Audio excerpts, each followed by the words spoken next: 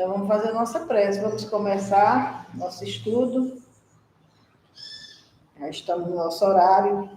Vamos fazer a nossa prece. Vamos aqui juntos em pensamento, nos envolvendo com a espiritualidade, buscando inspiração para o momento, rogando a Deus as bênçãos, o amparo e a assistência, para que a gente aqui juntos possamos compreender esse capítulo que ora iniciamos, porque é a partir dele que nós teremos a compreensão da sua continuidade. Então, que a espiritualidade amiga esteja conosco, nos amparando. Que Jesus esteja conosco também, com a sua energia de amor. Vamos iniciar o nosso estudo, então. Graças a Deus. Vamos para o capítulo 2. O ser pensante, que agora é responsabilidade do Jacques. Então, hoje a gente vai conversar um pouquinho aqui sobre esse capítulo que é o ser pensante, né? Então, do livro da obra de Joana, né, Triunfo Pessoal, psicografia de Valdo. E aí, vou fazer como das outras vezes, vou trazer frase ou parágrafo por parágrafo, e a gente vai conversando. E ela começa falando sobre o pensamento, né? O pensamento como atributo por excelência, o que difere o ser humano do animal em escala zoológica. E aqui ela sugere que o pensamento é uma característica essencial que distingue o ser humano dos outros animais, né? Então, esse ponto de vista pode ser associado à tradição filosófica, que enfatiza a razão e a capacidade de refletir sobre a própria existência como aspectos fundamentais da condição humana. Como René Descartes, que diz aquela famosa expressão, penso, logo existo. Né? Então, ela sempre traz esse conhecimento, tanto do Jung como do Descartes, tanto da psicologia como da filosofia. Aí a segunda frase o segundo parágrafo, ele fala sobre o ponto de vista filosófico. O pensamento é a faculdade psíquica que abarca os fenômenos cognitivos, diferindo do sentimento e da vontade. Então, você queria falar alguma coisa do primeiro parágrafo? Não. Depois Então, fazendo essa distinção entre pensamento, sentimento e vontade.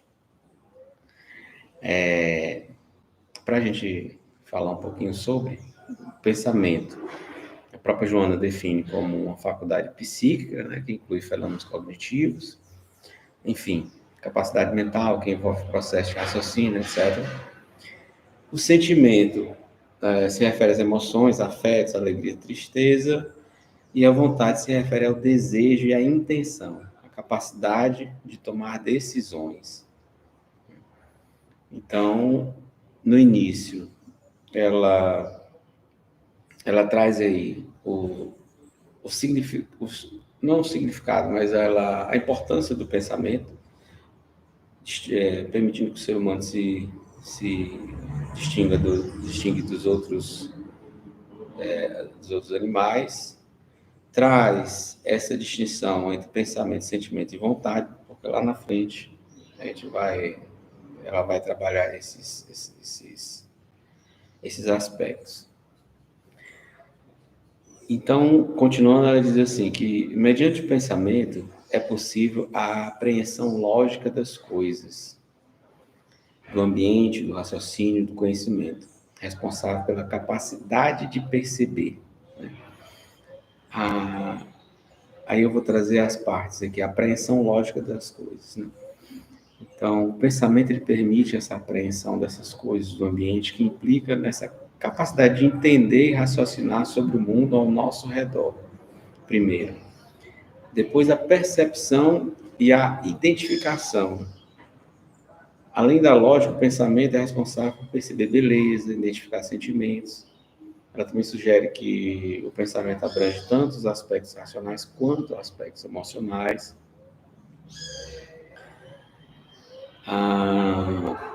Outro ponto abordado nesse parágrafo, a elaboração dos programas de direcionamento, ou seja, a capacidade de elaborar planos, direcionar ações, é outro aspecto importante do pensamento, se refere à habilidade de tomar decisões, de agir, né? E ela traz a expressão ainda nesse parágrafo, tesouro da evolução. Ou seja, o pensamento é um dos mais admiráveis tesouros da vida, destacando seu valor essencial para o processo evolutivo do ser humano, ou seja, o ser antropológico. Pronto. Então, a gente tem já a importância do pensamento, a distinção entre pensamento, sentimento e vontade, e o pensamento sendo, ela elencando aqui algumas características e alguns pontos que considera importante, que permite ao ser humano, né, essa capacidade de apreensão lógica de tudo que se apresenta ao seu redor, a percepção e identificar também essas mesmas situações, né? A lógica no sentido do planejamento, de encadear pensamentos, de racionalizar, né? E finaliza esses primeiros parágrafos falando do pensamento como um tesouro da evolução, que é o que permitiu, na verdade, que o ser humano se destacasse dentre os outros animais, né? Quer comentar alguma coisa? Eu acho interessante quando ela fala aqui que o pensamento, ele difere do sentimento e da vontade. Né? Como se dissesse assim, o pensamento, ele não tem sentimento, ele não tem vontade. Você pensa em algo, mas é a partir desse pensamento que você pode vir a sentir. Existem pessoas que não têm sentimentos. Você sabe que existe, né? Que tem pessoas, às vezes, são colocadas até como sendo psicopatas, vamos dizer assim. Pessoas frias que não têm emoção, não têm sentimento. Então, assim, mas elas pensam, elas raciocinam, elas conseguem elaborar planos, elas conseguem, mas não sentem. Então, é justamente querendo dizer que o pensamento difere do sentimento. Emmanuel diz que pensando, sentes. A gente só sente algo, por exemplo, eu posso ver uma situação grave acontecendo ali, se eu for destituído de sentimento, eu vou ver friamente e não vai importar para mim. Se eu já desenvolvi sentimentos, algum tipo de sentimento vai despertar em mim naquele momento. Ou eu vou ficar angustiado com aquela situação, eu vou ficar triste, eu vou ficar, sei lá, dependendo da situação, algum sentimento vai despertar em mim. E a vontade também, a partir desse pensamento, eu posso tomar uma decisão, fazer alguma coisa por vontade, ter vontade de ajudar, ter vontade de mudar aquela situação, ter vontade disso e daquilo. Mas se eu não pensar primeiro naquilo ali, essas hipóteses eu não tenho como utilizar, porque não tem em que elas serem aplicadas. Eu estou entendendo assim. Então, o pensamento, inicialmente, você pensa sobre uma situação, para dali, daquele pensamento, surgir um sentimento, ou surgir uma vontade, algo dessa natureza. E aqui também, quando ela fala, com relação a desses admiráveis tesouros, eu lembro de André Luiz, quando ele disse que nós, ao longo da evolução, fomos ganhando, fomos conquistando esse patamar evolutivo, onde nós passamos a ter um pensamento contínuo. Quer dizer, aquele pensamento sequencial, um pensamento que possibilita que eu tenha uma ideia hoje, elabore um projeto, e amanhã eu retorno esse projeto de onde eu deixei, aquelas ideias, e vá né? O animal, os animais, eles não têm essa capacidade. Pensamento, eles não têm pensamento contínuo. O pensamento deles, eles não têm a capacidade do ser humano de construir uma ideia, de vou fazer um planejamento, vou fazer isso, fazer aquilo, aquela lembrança, aquela coisa que a gente guarda. Porque não tem. Mas nós, os seres humanos, já conquistamos. Por isso que ela fala tesouro da vida, porque foi uma conquista que o ser humano foi ao longo da evolução, foi recebendo essa possibilidade, e hoje a gente tem essa capacidade de pensar no passado, de pensar no futuro, de pensar no presente, de pensar num projeto, em algo que a gente possa, quando eu sair daqui, eu vou fazer isso, fazer aquilo e tudo mais. Quer dizer, eu tenho toda essa capacidade de pensar. Agora, ao longo do... Todo mundo tem essa capacidade. Agora, a vontade e o sentimento são também capacidades nossas, mas muito assim, ainda depender muito de nós, do que a gente vai desenvolver nessa questão do sentimento, da vontade e tudo mais.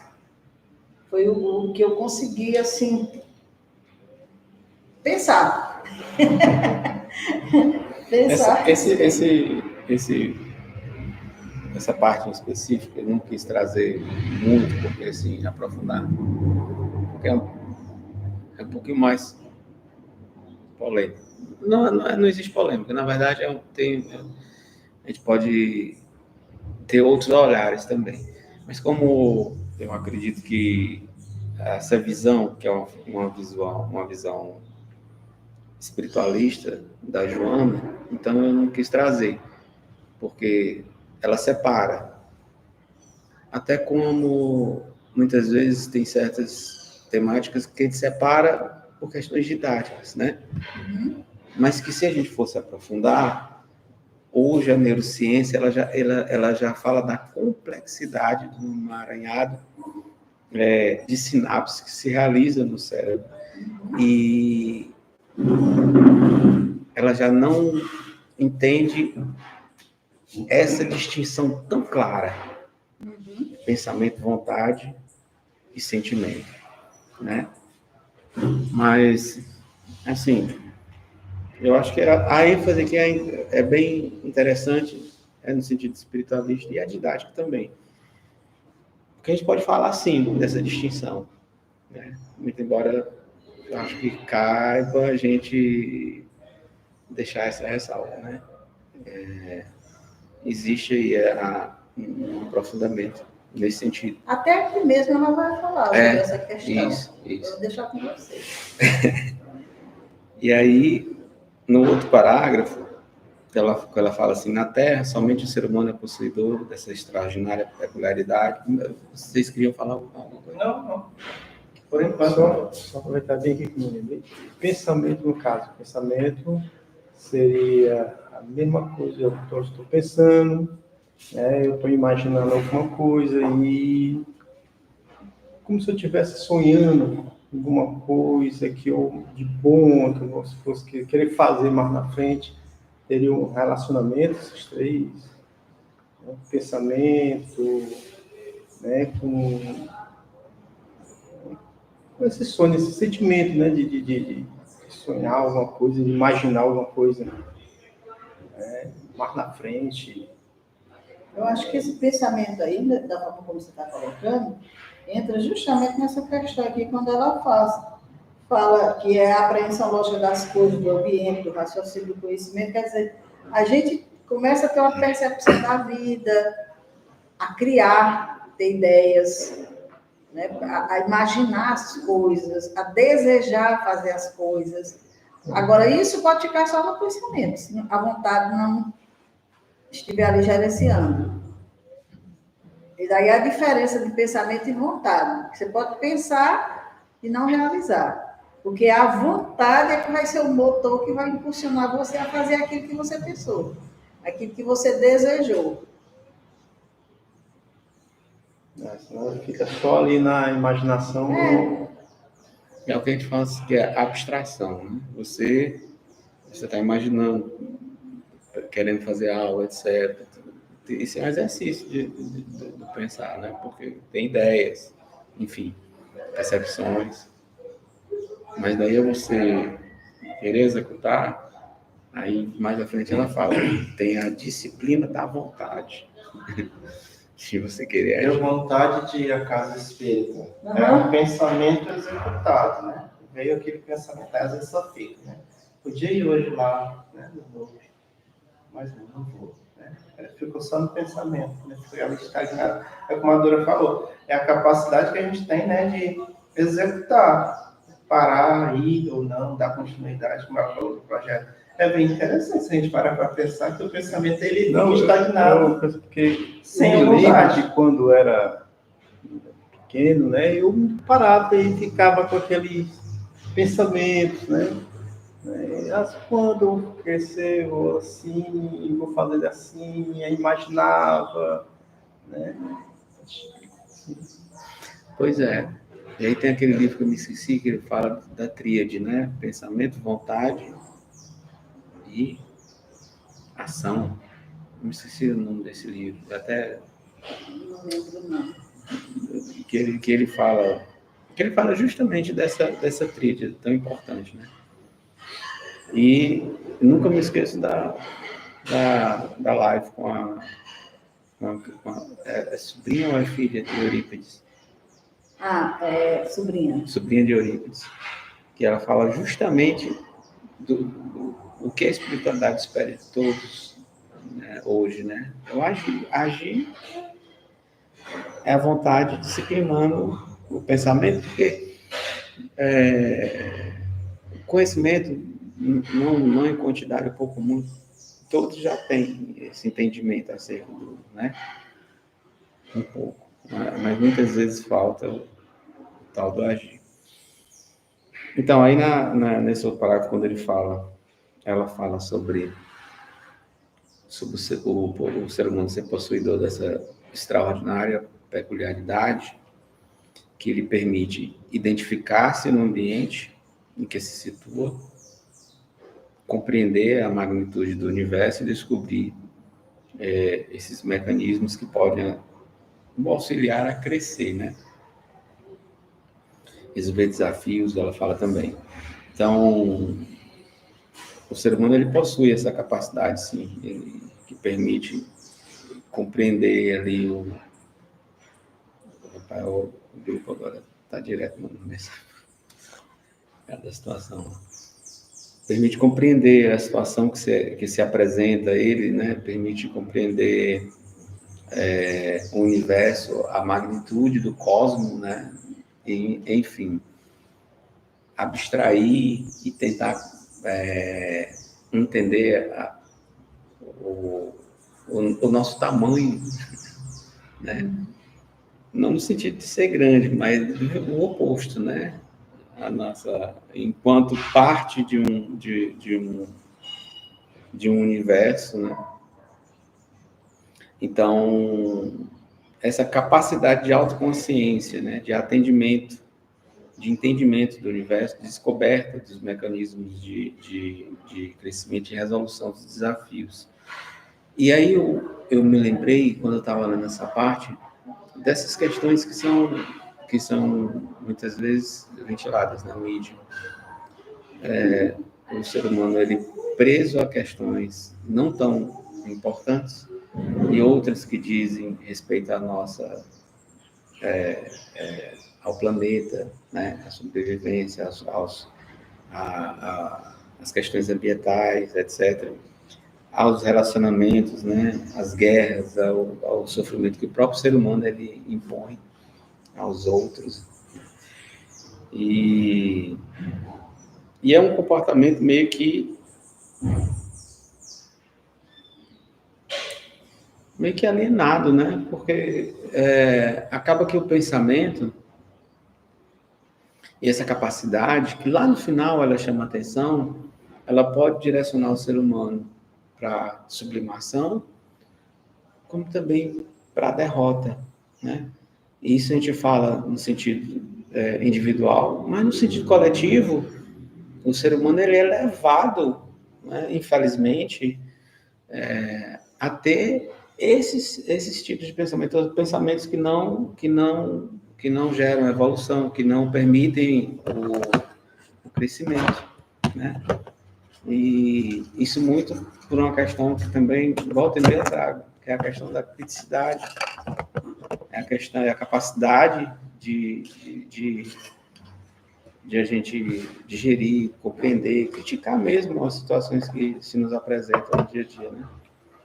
Mas o que você observa também hoje, Jacques, é que parece que não se dá muita importância a isso, né? É na religião, é na educação, é numa série de organismos que a gente vê que, sabe, parece que quer ser alienado mesmo. Sim. É melhor ele estar alienado de tudo. É mais fácil conduzir. É como uma boiada. É mais fácil botar todo mundo nesse rumo e ir embora assim e vamos. Porque se um para e pensa, aí diz, não, esse caminho aqui não. Vou escolher outro caminho. Vai dar trabalho. Então, muitas vezes acontece isso. Isso é muito interessante, você está falando.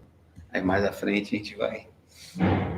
mais à frente a gente vai conversar sobre essa situação. Eu não vou interromper, assim, não. Continua. Não está interrompendo, não. É só mesmo acrescentando. Porque a gente ouve falar sobre isso, né? Não, pensa direito para você compreender. Vou dar um exemplo. Eu penso de um jeito, outra pessoa, a Cláudia pensa de outro jeito, né?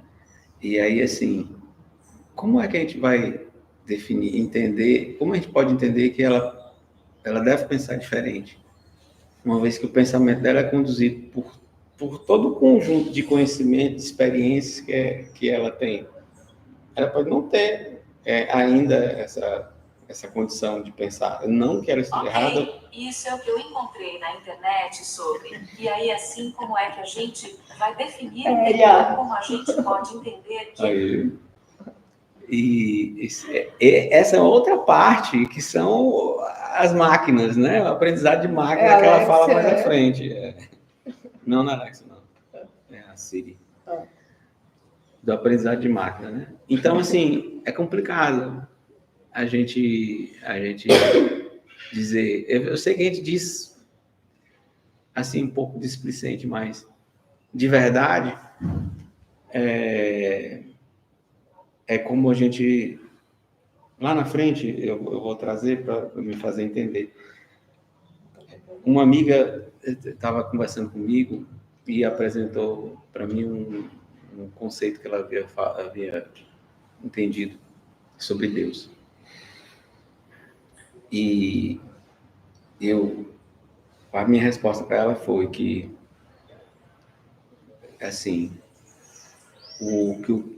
que a visão do observador sobre o objeto diz muito mais dele, observador, do que o objeto. Aí ela pirou. Então, porque eu disse que não, o conceito de Deus a gente não vai conversar sobre, mas a gente pode conversar sobre o que você pensa, que diz mais de você. E a gente é mais ou menos assim, como a gente consegue entender uma situação. A pessoa está entendendo de forma errada, né? Ou a pessoa eu não quero trazer exemplo para política nem nada. A pessoa fulana, a pessoa ciclana, a pessoa pensa em uma filosofia, pensa em outra filosofia, mas é a forma que ela pensa, é o que ela tem ali dentro, né? De conteúdo, de background, como a gente fala. Chegou a junta não só conteúdo, aí vem sentimento, né? Vem uma série de outras coisas que o levaram a ter essa ideia. Além de o fato de a gente considerar, né, a não criticidade, que é justamente o que você havia colocado. A ausência de criticidade, o que facilita muito uma opinião que não tem nem tanto fundamento assim, ou base, ou um fundamento duvidoso, influenciar tanta gente, né? Mas não está na pessoa que está ali exercendo aquela faculdade de pensar. Mas eu acho mais que é uma ausência dessa criticidade, né, e dessa capacidade de compreender mesmo, né? Como, por exemplo, outro exemplo que eu dou foi daquele educador, escritor, não me lembro, que respondeu para a deputada que ela não tinha cognição suficiente para ela compreender aquilo que ele estava querendo mostrar para ela, explicar para ela. Então, ela não ia reunir as condições para chegar àquela conclusão. Então, ele estava ali, ia falar, ia argumentar, mas não ia fazer com que ela também conseguisse, né, chegar àquela conclusão. Agora você falou da influência, eu lembrei já que na nossa vida inteira a gente é influenciado, né? Pelo pai, pela mãe, pelo professor da capoeira, sabe? Pelos coleguinhas, pelo colega que te incentiva a beber. Ou seja, você tem um pensamento diferente, mas sabe, o poder de influência dele, o pensamento dele é tão forte no seu que acaba te influenciando. Você falou aí na influência, na hora que eu li, eu nem me toquei disso. Você falando aí, me toquei que na faculdade eu pensava completamente diferente. Eu entrei em uma inglês e saí outro, completamente influenciado por professores. E isso, aí você falou da boiada, né? Eu fui um boi. E é impressionante como geralmente é mais fácil a gente trabalhar com a pessoa que se deixa levar, se deixa influenciar pelo pensamento. Eu nunca tinha pensado nisso. Daí a importância da criticidade. Da criticidade. E você consegue... Opa, não, peraí. Não. Já, se você continua pensando assim, eu penso do meu jeito. E é difícil a gente bater de frente assim com um intelectual, por exemplo, que se acha intelectual, né? Porque todos nós somos, né? Todos nós temos que ensinar. Aí, às vezes, fica até difícil bater essa criticidade aí, defender, porque vem a pessoa cheia de argumentos, né? Que eu sou isso, eu sou aquilo, outro, e muitas das vezes você para para mim. Não é à toa que ela juntou as três dimensões num texto só: inteligência, pensamento e vontade. E não é à toa também que Kardec chama atenção direto para essa criticidade o tempo inteiro em relação ao contato com os espíritos, mas que deveria começar na nossa vida comum, né? Comum. Essa criticidade, esse tirocínio, esse exercício de razão, tinha que começar na nossa vida em comum. E com os espíritos, no contato com os espíritos, mais ainda, ele morre de dizer que não se aceite tudo como se fosse a lei, porque não é. Por mais elevado que seja um espírito, o que ele traz para nós é a visão dele, é a experiência dele, é o entendimento dele. Ponto. Tem uns casos que você já diz assim, diz para o outro assim, pense direito, antes de você fazer, como se só o meu pensamento fosse certo, né? Uhum. E por aí a gente vê o como é difícil exercer essa razão nesse nível, como ela coloca aqui, essa razão articulada. Pensamento, sentimento e vontade. Ela cria um link que não é por acaso de jeito nenhum, porque a pessoa que tem autonomia, ela domina essas três dimensões e sujeita o sentimento e a vontade à razão, ao pensamento. Pois é. E o grande questão, o limiar, não é nem no sentido de você contrapor conceitos, valores, filosofias, resumindo, não é para chegar e dizer é certo ou errado, não. A criticidade traz para você. Mas o limiar é você conseguir compreender. Porque quando você compreende o outro, né, e o nível evolutivo do outro, está bom. Quando você não compreende, eu quero mostrar que esse copo está vazio, que ele está cheio, você está dizendo que é o contrário, então isso está dizendo mais de mim, né?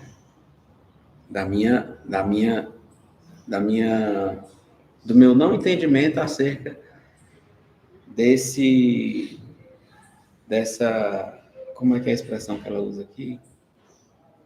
Atrás, que a Dora falou, deixa eu ver aqui. da percepção, desse tesouro da evolução. Então eu estou jogando fora, porque eu não estou compreendendo. E quando eu quero mostrar o certo ou o errado, eu realmente não estou compreendendo sobre, né? Aí, dando continuidade lá ao parágrafo que fala, as experiências a que foi submetido no curso da evolução fizeram que brotasse dos refolhos mais íntimos e profundos do self os intricados recursos que lhe permitem decodificar símbolos, imagens, etc, etc, etc, etc. Aí, eu acho que cabe aqui, inclusive, a gente acrescentar a fala da Cláudia a essas experiências que a gente ainda continua por vivenciá-las, né? E aí, eu acho que hoje cabe esse pensar também. Será que essa criticidade, para que eu possa usar essa ferramenta, ela me permite compreender o outro, né? Compreender justamente como o Adegles colocou. Mas aquele que se veste da túnica da autoridade para falar de algo, né? Não, porque eu sou o doutor fulano de tal. Então, e aí, onde está a sua compreensão? É justamente essa compreensão que denota o seu grau evolutivo. E é mais difícil. Porque quando eu quero mostrar que o outro está errado, eu estou dizendo mais de mim do que do outro, né? Com certeza. Então, o impacto dessas experiências evolutivas, a Joana traz os recursos do self, e aí é aquela parte no início que eu havia falado na psicologia analítica de Jung, né? Ele fala que o self é a totalidade da psique consciente e inconsciente. Já Descartes, que diz penso, logo existo, né? Ele diz que o self é a identidade pessoal, a consciência e a subjetividade, né? Então, todos esses benefícios, né, que ela fala, da codificação de símbolos e imagens, instrumentos para equacionar enigmas, espaços para lógica e conhecimento, compreensão e realização do existencial, que a gente comentou acerca do entendimento do cosmos, do universo, né? Nossa estadia, né? Para que a gente compreenda a ideia da temporalidade da nossa existência enquanto ser humano, corpo físico, né? E aí no trecho, eu estou falando, mas se quiserem, né, falar alguma coisa, no trecho que fala no parágrafo, o pensamento é um arquipélago de recursos inexauríveis. Aí esse parágrafo aqui, ele fala sobre o pensamento originando-se como um conjunto infinito de recursos espirituais, né? E transformado em ideias concretas pelos complexos mecanismos neurais, com as sinapses permitindo a comunicação necessária para a transformação. Recursos que são convertidos em ideias. Depois vem a vontade disciplinadora, que concretiza, sai do abstrato, daquilo que você imagina, e concretiza aquilo que você está planejando, pensando, para dizer. E aí vem a parte onde ele fala a Joana fala sobre que máquina alguma jamais foi capaz de pensar, não podendo elaborar qualquer ideia além dos seus componentes constitutivos. E aí, acerca desse parágrafo, ela fala da limitação das máquinas, né? Porque, assim, quando ela cita esse aprendizado aqui de máquina, né? Ela tá sendo clara no seguinte sentido. O aprendizado de máquina, a inteligência artificial, ela trabalha com dados, mas não com sentimento. Muito embora exista uma linha de pesquisa na inteligência artificial que é a identificação de sentimentos, mas com base em dados, né? Ainda assim, ela utiliza dados para tentar compreender outros dados, né? E tudo isso é programável, né? Isso é programado. Então, ela fala sobre os computadores mais avançados, ela dá o exemplo dos enxadristas, né? Então, o que o computador tem são informações, são dados, são jogadas, possibilidades, né? E dependendo se o computador está jogando com um enxadrista, dependendo da movimentação do enxadrista, ele tem lá inúmeras possibilidades, né? Mas ela continua frisando que o que a máquina faz é repetir processos pré-definidos, né? Em contraste, ela fala da capacidade humana superior, que é descrita rica em possibilidades, capaz de criar novas ideias, capaz de descobrir novos caminhos, né? E o impacto, outra informação que a gente extrai desse parágrafo, o impacto humano no mundo, né? Eu acho que a gente pode trazer... Tem um impacto positivo, obviamente, mas hoje muito mais o que me parece é uma ausência de lucidez diante das atitudes que a gente percebe da humanidade em relação ao próprio planeta, né? Em relação ao próprio ser humano, em relação ao processo evolutivo de todos, né? E aí ela fala também sobre o pensamento, que é um delicado instrumento do self para exteriorizar as ocorrências internas.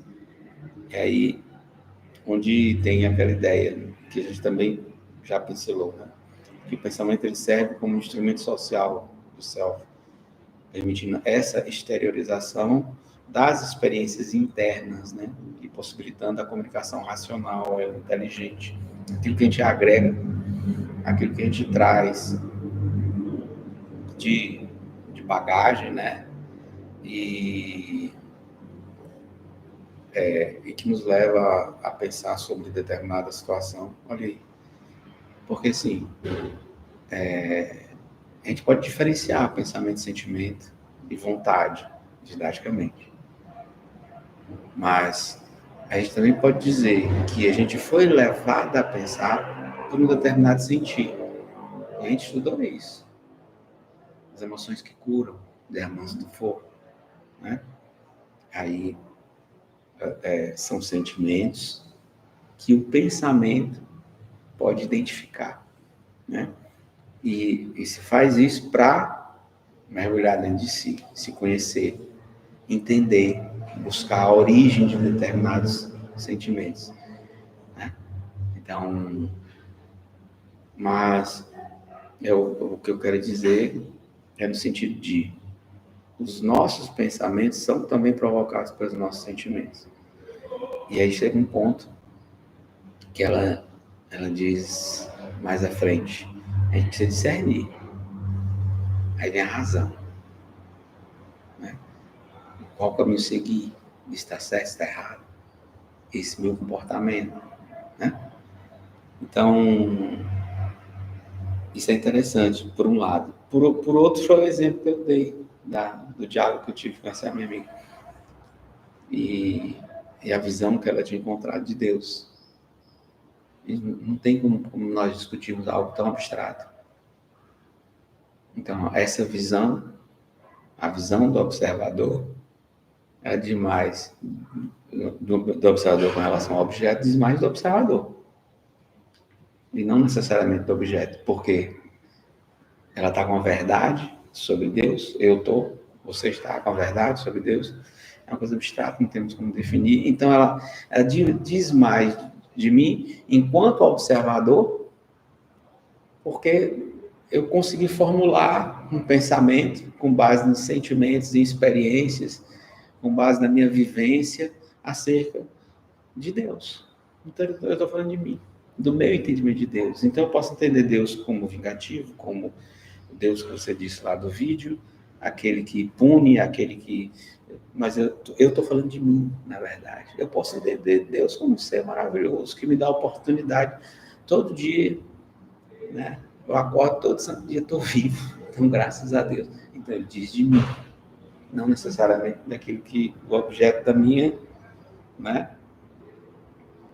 É interessante quando você colocou sentindo pensas também, porque veja bem, vou pegar um exemplo bem grosseiro.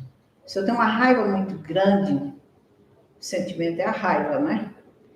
Mas o pensamento que pode surgir dessa raiva, desejo de vingança, desejo de agredir, de fazer a outra, devolver na mesma moeda e tudo mais, às vezes são pensamentos que eu posso ter por esse caminho ou posso ter por outro e dizer não.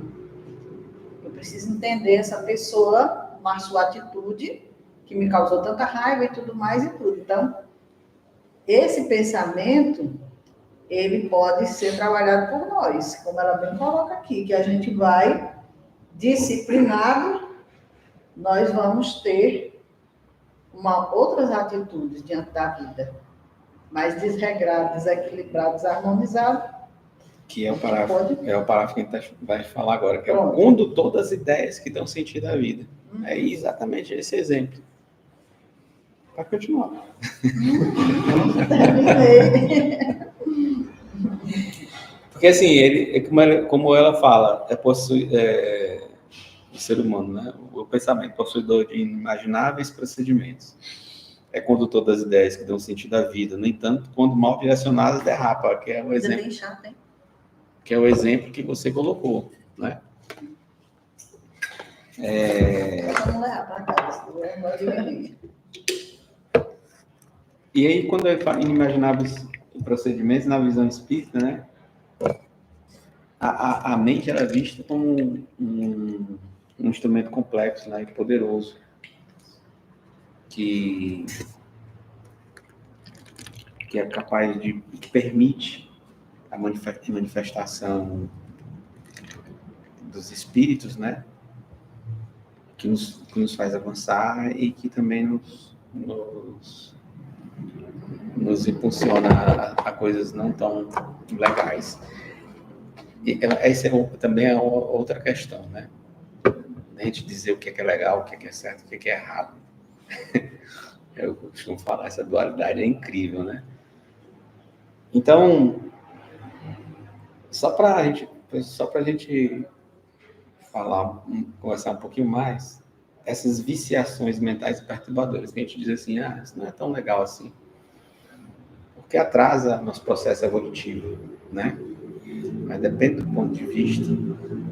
E quando você o tem, antes de passar por uma situação não muito legal, uma situação que te leva a incorrer em vários erros, você pensa dessa forma.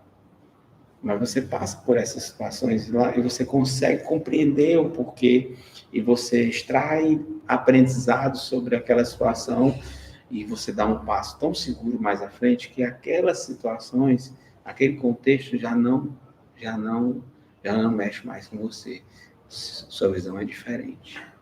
Às vezes você precisa viver. Não é a minha vivência que vai mudar a sua maneira de pensar ou de ser. Eu posso até dizer, isso está errado, não vá por aí, não faça isso. E a pessoa Continua o pensamento. Continua. Ela fez. E aí você mudou, né? Não sei se ele. Então já não é tão legal. Eu falo, eu tive que passar por aquilo. Então você já mudou o seu pensamento, né? É isso. É verdade. Diga Eu aí. não sei se ele já estava fechando, porque ela fez mais ou menos nesse sentido, né? Que diz que é uma energia forte o pensamento, né? Que conforme você utiliza os recursos psíquicos, ela pode levar essa energia do pensamento à sublimação ou ao fracasso, pode fadar, né? E eu achei isso fantástico, porque depende do seu psique, né? Depende do seu pensamento, mas depende de como você utiliza. Achei isso impressionante. E qual é a chave? É a chave, né? A chave. Para esses ou sucesso ou a queda, né? Então, é bom a gente conversando. Eu já aproveito. A chave é justamente a vontade, a disciplina da vontade, né? Porque o pensamento conduzido pela vontade, ele conduz a sentimentos aos níveis mais formosos da inteligência, né? Como também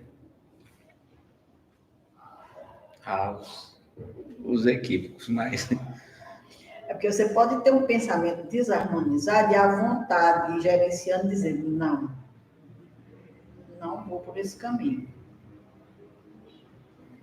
E você pode ter um pensamento elevado, uma sugestão mental, uma orientação, alguma coisa, você diz, não vou por esse caminho.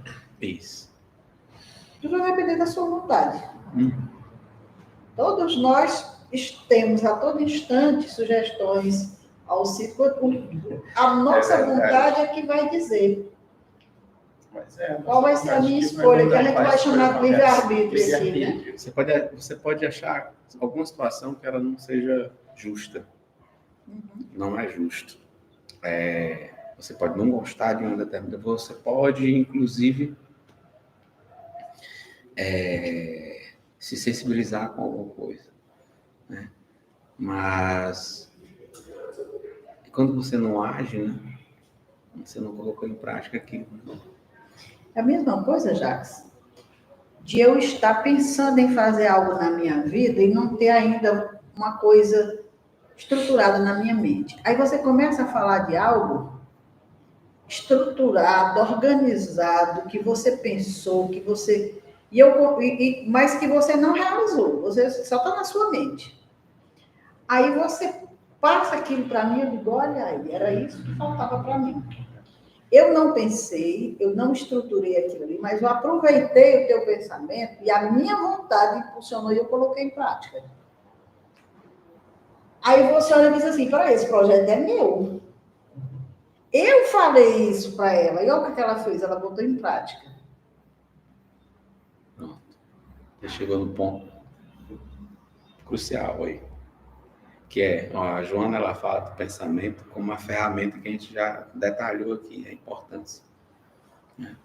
Ela fala da vontade, pensamento, vontade e sentimento, né? Aí ela fala da vontade como eu não vou dizer que é o fiel da balança, mas é como motorzinho. O motorzinho, né? Beleza. Mas aí, de boa vontade, como diz o povo, de boa vontade, fará cheio, né? Aí entra a questão do agir e da ação. É que eu estou tentando me lembrar dessa tríade me esqueci o nome desse autor, depois eu pego aqui para não atrapalhar. Que é o agir. Você tem a vontade, mas e aí?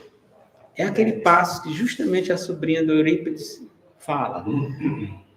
Porque a gente tem essa ferramenta que é o pensamento. Tem o conhecimento, né? Tem a boa vontade. Mas e o agir? Que é a concretização dessa abstração. A vontade em ação. Em ação, exatamente. Então, eu acho que em algum momento lá na frente, a Joana eu não avancei ainda, eu vim justamente até esse capítulo. Em algum momento lá na frente, a Joana deve trazer isso, né? Esse pensamento, essa condução do pensamento, tentando influenciar. Uma boa influência, né? Então, a razão aqui, ela está como a grande questão, né? E a gente tem essa capacidade. Olha a criticidade, o tanto que é importante de a gente parar, refletir e ver que a gente tem conhecimento suficiente, que a gente tem bons sentimentos, mas não consegue traduzir isso em ação. Ou a gente não está preparado, ou a gente ainda não se disciplinou nesse sentido, né? E começa essa prática, vamos dizer assim. Então, o pensamento é energia, na sua última frase, é energia que pode conduzir à sublimação ao desespero, conforme os conteúdos psíquicos de que se revista, né? Ou seja, aquilo que você se alimentou, aquilo que você... Muitas vezes a gente não consegue avançar justamente por conta disso, né? Eu não me conheço, eu tenho bons sentimentos, uma boa vontade, mas eu não consigo identificar por que eu não consigo avançar, né? Por que eu não consigo ser um melhor filho, um melhor pai? Por que eu não consigo ser um melhor amigo? Por que eu não consigo... por que eu sinto aquilo que eu sinto? Não consigo identificar a origem desse sentimento. Eu não queria ter esse sentimento. Tá, mas e aí? Não está faltando a gente fazer a nossa reforma? A gente entra no centro, aprende, ou conhece a doutrina, ela diz assim: conhece, pratica a reforma. A gente estuda, vai lá, vem cá, várias temáticas, no final, te conhece, pratica a reforma, porque a gente vai chegar sempre nesse... A gente parece que chega sempre nessa encruzilhada ali, né? Onde você precisa decidir, onde você precisa compreender o que se apresenta. E para isso a criticidade é importante. Então, acho que você mesmo falou o agir, né? Que é a palavra-chave. Que você pode passar essa encarnação todinha só em pensamento. Mas se você tomar uma atitude e não agir... Eu acho que a maioria de todos nós não. Eu achei interessante Estamos só no abstrato. nessa primeira parte da discussão, porque ela trouxe 3 conceitos que muita gente não sabe que eles já são consagrados, né, entre as pessoas que estudam psiquismo, essas coisas que tanto do ponto de vista da bioquímica, né, relacionando a fisiologia com as outras ciências, a física, a química, e eles vão medindo impulsos, colocam eletrodos e medem as emoções por essas, traduzindo com esses outros recursos, com essa outra linguagem, né, Jackson, que a gente chama. Porque, por exemplo, tem uma propaganda na TV que mostra a Futura, né? Então, as pessoas estão assistindo vídeos de educação e eles estão com aqueles eletrodos aqui, aí eles vão medindo as ondas cerebrais. Então, da mesma coisa se fazem com as inteligências, né, que o psiquismo humano tem. Aí ela traz o conceito da inteligência emocional, né, da inteligência cognitiva, o QI, coeficiente de inteligência, o que é o coeficiente de inteligência emocional, e a outra inteligência, que é a inteligência espiritual, que ela chama de QS. Deve ser do inglês, espiritualismo, né, que começa com essa. Então, ela fala, harmonizar essas 3 inteligências é o caminho do autoconhecimento e do autodomínio. Só que a gente nem tem noção dessas dimensões da nossa natureza. E sendo que nós somos sujeitos a elas e a nossa vida inteira, às vezes, se perde por falta desse conhecimento, desse controle, desse discernimento sobre si, né? Coisas que estão na nossa vida todo dia, toda hora, todo momento. A gente vive em função dessas dimensões, desses valores. Né? Muitas vezes, eu não vou além, claro. Às vezes a gente tem esse conhecimento, mas você não se propõe a Para buscar essa dimensão, né? Não, eu falo no sentido de você saber a importância de se conhecer e até mesmo entender, porque assim, às vezes as pessoas acham que o fato de você entender a origem de determinados sentimentos significa dizer que você não vai ter mais aquele sentimento, se aquele sentimento não é tão bom assim. Isso não é verdade. Entendeu? Esse é um ponto. Eu penso, eu acho, vamos falar de achismo, que assim, o processo evolutivo ele se inicia justamente nesse momento, quando você tem consciência de si. Porque, e aí, para você, do que você precisa para você avançar? E muitas vezes a gente tem, em vários níveis de consciência, a gente tem entendimento, mas a gente não consegue traduzir. O que eu estou querendo dizer? Eu sei que é errado determinado comportamento, mas aí quando eu vejo, eu digo, eita, eu não consegui, eu fui grosso, eu não agi... Mas eu sei que é errado, eu sei, já me conheço nesse sentido, entendeu? Então, o agir, só complementando, era um processo de decisão, né? E é um processo de decisão não é um processo de decisão que diz assim, decidir, amanhã eu sou o novo Jackson. Decidir e agora a gente vai começar esse exercício do vigiar, né? Chegamos no nosso horário. Se vocês não tiverem nada mais para dizer, a gente pode encerrar. Ótimo. E o Jacques faz a prece final. Para a gente concluir. Mas não? Então vamos lá, nossa prece. Vamos agradecer sempre. Agradecer a espiritualidade amiga, os trabalhadores de luz, que nos assistem, que nos amparam, a todos nós encarnados e desencarnados, possamos receber essa medicação conforme a nossa necessidade e o nosso merecimento. Vamos vibrar e poder compartilhar com os nossos irmãos desencarnados, que eles possam ser assistidos, possam ter a lucidez e o entendimento desse novo momento, dessa nova fase. Aqueles que mais sofrem em hospitais, em orfanatos, em presídios, em asilos, que a luz do nosso Mestre possa abrandar o sofrimento em seus corações. Desejar nessa semana que se inicia muita luz, muita paz para todos nós e que nós possamos ter aí a coragem de botar em prática os ensinamentos aqui aprendidos. Graças a Deus.